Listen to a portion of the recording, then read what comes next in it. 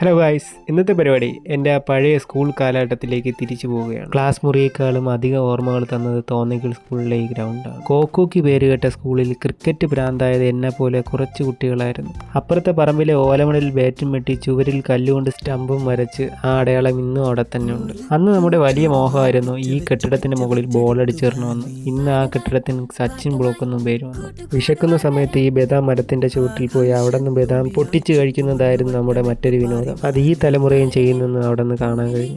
ഇതാണ് എൻ്റെ സ്കൂളിലെ പ്രധാന കെട്ടിടം. ഈ പടികൾ ഇറങ്ങിയാണ് എൻ്റെ അമ്മ കരഞ്ഞുകൊണ്ട് വന്നത്. പോട്ടെ, സന്തോഷം മാത്രം പോരല്ലോ. ഇനി നമുക്ക് നമ്മുടെ അമ്പലത്തിലേക്ക് പോവാം. കുടവൂർ മഹാദേവ ക്ഷേത്രത്തിൽ ഇപ്പോൾ ഉത്സവം നടക്കുകയാണ്.